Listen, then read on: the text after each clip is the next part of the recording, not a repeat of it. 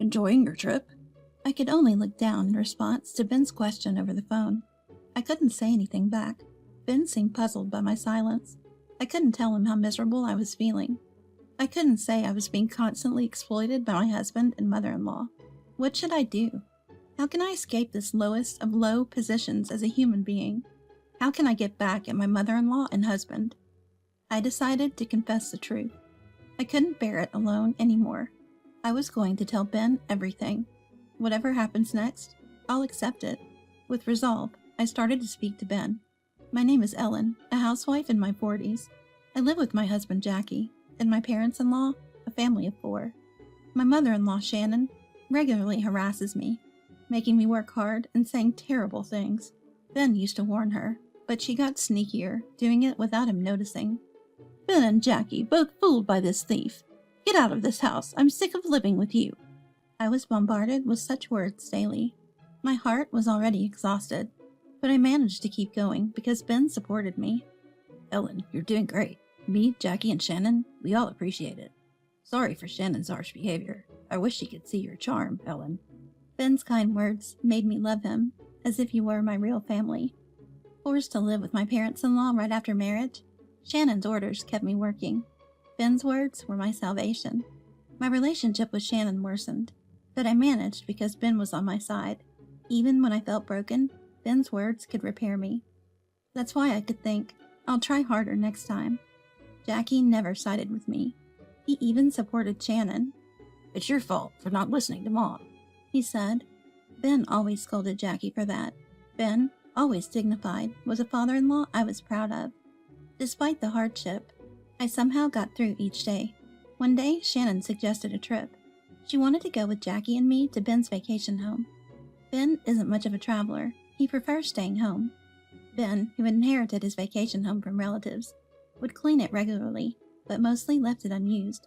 Although I'd been there for cleaning several times, the place was impressive, surrounded by tourist attractions. I too thought it was a waste not being used. However, the idea of going with Shannon, Jackie, and me, the worst combination, wasn't appealing. I wanted to stay home, but Shannon insisted. That's not happening. Jackie and I plan to have a barbecue. I will prepare it if you're not here. Plus, we need to drive there. Without you, we can't enjoy our trip. Clearly, Shannon was treating me as nothing more than a housekeeper. Hearing her, I wasn't so docile to agree easily. Do you think I'd willingly go just for that? If I'm traveling, I want to enjoy it too. If it's just for you two to have a good time, I don't want to go. Such arrogance for a son's wife. Shouldn't you just follow along quietly? Don't you want to serve your parents-in-law? Shannon challenged. But, I started. Anyway, a son's wife doesn't have the right to refuse. Just go and get Ben's permission. After that, Shannon wouldn't listen to anything I said. Ignoring my voice, my pleas, realizing resistance was futile, I had to talk to Ben. A trip? That's nice. Take this chance to relax, Ellen, said Ben, unaware of everything, with a kind smile. I wanted to tell him everything Shannon said right then, but doing so would only cause more trouble between the in-laws, something I couldn't bear. So I suppressed my feelings and replied with a smile. Thank you, I said. Ben added, let me know if something comes up. But I was too afraid to further damage the in-laws' relationship and said nothing. The day of the trip seemed so daunting. I couldn't help but wish it would end quickly. I was already thinking that. Dragged out by an excited Jackie and Shannon in the early morning, I was behind the wheel. It was hard enough to be up so early, and I had to drive. Shannon and Jackie comfortably slept in the back seat, driving while resenting them and rubbing my sleepy eyes. We finally arrived at Ben's vacation home. Then, I need you to buy barbecue supplies, Shannon demanded. Exhausted from the long drive and lack of sleep, I asked for a rest. A son's wife's job is to listen to us. I won't tolerate any defiance. But she was adamant. Furthermore, Jackie added, if you defy us, we might as well leave you here in the mountains right now. His words were harsh. With Ben, who always protected me from them, not here. I reluctantly went alone to a distant grocery store for the barbecue. After laboriously carrying too much food for 3 people, I was then told to prepare the barbecue. The tools were there, but hadn't been used in years, so cleaning and replenishing missing items were needed. I ended up preparing everything, phone in hand, looking up what I didn't know. Meanwhile, Shannon and Jackie relaxed inside the vacation home.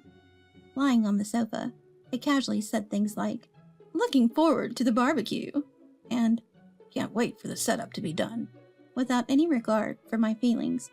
It was still cold outside, and despite being bundled up, cold is cold. Rubbing my numb hands together, I finished the preparations, and finally, Shannon and Jackie came out. "Good job. You can go back inside the house now, Ellen," Shannon said. "But aren't we going to the barbecue?" I asked. "Yes, but just Jackie and me. Prepare your own meal," she replied, and then left to join Jackie. They started the barbecue without me, leaving me behind after all the prep work, and I had to make my own meal. The unfairness was overwhelming, but I held back my frustration and returned inside. Luckily, I wasn't asked to do anything else that day and could relax in the assigned room. The next day, Shannon called me again. "We're going to a famous spa," she said with excitement, talking to Jackie. "That's great. I'll get ready," I responded. "No need," Shannon said. "You'll stay here. We'll enjoy the spa, just the two of us." She smiled. Jackie agreed. "Nice idea," he said. While I was relieved not to have to go with him, I still felt a sense of unresolved frustration. Left behind by Jackie and Shannon, I stayed in the room. They took the car, and since the vacation home was in the mountains, there was nothing nearby for entertainment. The trip was boring. Killing time in the room, my mobile phone rang. It was Ben. Answering the call, he said he was concerned and wanted to check in. "Enjoying your trip?" Ben asked, with his voice filled with hope. I didn't know how to respond. Should I honestly tell him I was left alone in the room, feeling lonely? That I couldn't even enjoy the barbecue and was bored? I wondered if sharing this would upset Ben. Previously, my defiance toward Shannon and snitching to Ben had severely strained the in-laws' relationship. I had often witnessed their disputes, and undeniably, it was my fault. Yet, I couldn't bring myself to complain any further to Ben, fearing it would worsen their relationship and cause him more pain. Faced with such thoughts, I found myself unable to speak. Ben seemed puzzled by my silence. "Is something wrong?" he asked gently. Each time he asked, my heart wavered, thinking I should just be honest about everything. I was at my limit. I couldn't bear Shannon and Jackie's harassment any longer. I didn't want to be manipulated by them anymore. Resolutely, I decided to tell Ben everything. "I'm here as a housekeeper," I said. Ben murmured, "What?" in surprise. "What do you mean by that, Ellen?" Exactly as I said. I was brought on this trip to work. Right now, they're at the spa, and I'm left here to house sit. Ben gasped. "That's unbelievable," he said. Even over the phone, I could feel his pain. I didn't want to cause such a kind and caring person like Ben any distress, but I had reached my breaking point. I told Ben everything that had happened since arriving at the vacation home. Ben was outraged. "Incredible. You're worked to the bone, and they don't even thank you? Just leave you to house sit?" Then, "I'll contact Shannon right away. Can you wait a little longer, Ellen?" he said. I nodded and hung up. After a while, Jackie called. "What do you think you're doing? Telling Dad? That's sneaky." His voice was angry and panicked, probably scolded by Ben. "I only did what was right. What you and Shannon did to me deserves at least as much." "What grudge do you have against us? Are you happy ruining someone's family?" "You're talking about ruining lives when you're currently ruining mine," I replied. Jackie fell silent, probably at a loss for words.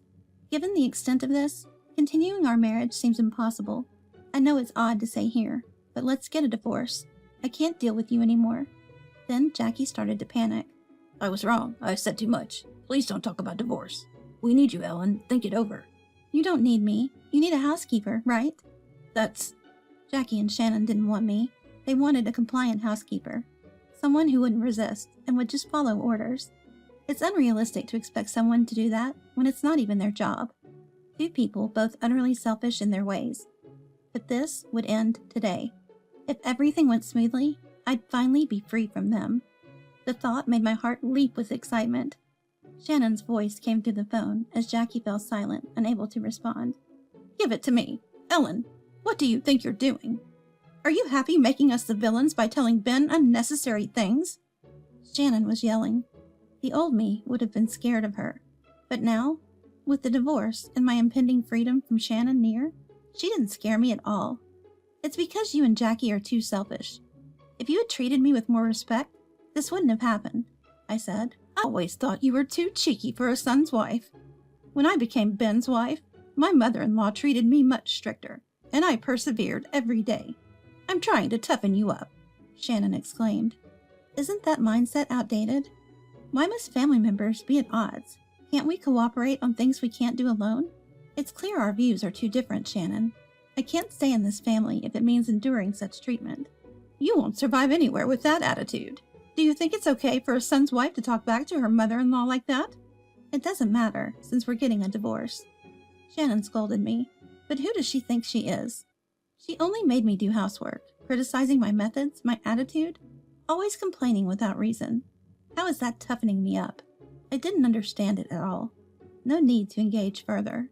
I decided to pack my bags and head to the nearest bus stop. If I could reach the airport, I could go back home. I was tired of being subjected to Shannon and Jackie's whims. "I'm going home then," I said, about to hang up when, "Wait," and "You'll regret this." Shannon's desperate voice came through. Ignoring her like the howl of a defeated dog, I hung up, packed my bags, and prepared to leave. For the first time since coming home, I felt lighthearted and noticed the beauty of nature surrounding Ben's vacation home. I went back home and started preparing for the divorce. Fortunately, Ben introduced me to a lawyer who seemed very dependable upon consultation, so I decided to hire him. However, Shannon and Jackie refused to accept the divorce. Instead, they made absurd claims like, "Come back and we'll forgive you for a payment," as if I would pay to return to that terrible situation.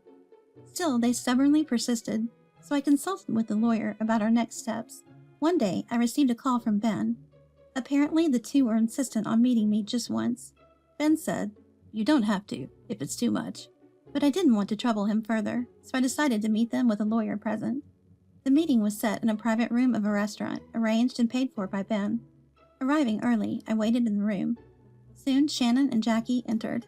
"What are you thinking? You don't come home? And now you're demanding alimony. Is that how you treat family?" "Yes, we're family, aren't we? How can you do such terrible things to your family? It's heartless." They bombarded me with harsh words. I'd never felt like family to anyone but Ben, and they'd been horrible to me. I couldn't understand why I was the only one being blamed. As I looked down, unsure of what to say, "Enough." Ben raised his voice. "You said you wanted to apologize, so Ellen came here. And all you do is insult her? What's the purpose of your visit, if not to apologize?" Ben, usually mild-mannered, was furious, a side of him I'd never seen before. Even Shannon and Jackie seemed taken aback by his anger. Ben was that angry. Moved by Ben's defense, I felt tears welling up. Perhaps because Ben had said so, Jackie first tried to apologize. Watching this, "Wait," Shannon interjected. Jackie continued, regardless of Shannon's protests. "I'm truly sorry. Please come back. We can't manage without you." Jackie then described the chaos at the in-laws' house. Ben had left them, tired of their behavior, and now Shannon and Jackie were struggling in their large house. But what awaited them there was a hellish life. With no one left to boss around or take her frustrations out on, Shannon apparently turned her hostility towards Jackie first. Now he was juggling work and house chores, constantly berated by Shannon. Looking closely, I saw the exhaustion on Jackie's face, dark circles under his eyes and chapped lips. He seemed utterly worn out. The torment he had once inflicted on me was now being directed at him by Shannon. Jackie desperately pleaded for me to return, but Shannon interrupted. "You fooled Ben, and now Jackie. You're a wicked woman. Marrying you was a mistake." Shannon raged with misplaced anger. Jackie looked scared by her outburst. Jackie kept pleading for me to return, while Shannon hurled insults calling me a demon. Nodding to their requests meant returning to a hellish life. Who would willingly choose that? I have no intention of going back there. The divorce will definitely go through. "So much. Please, somehow," Jackie pleaded desperately. Despite feeling a bit sorry for him, I remembered he too had mocked me. "No matter what you say, my decision won't change. Is that all? I don't want to waste more time on you." Ben nodded his approval, and I left the private room. Jackie's plea, "Wait for me," echoed loudly, and the recording of the meeting which I had made was handed over to my lawyer as evidence. The abnormal behavior of Shannon and Jackie was clearly documented, and the divorce was successfully finalized.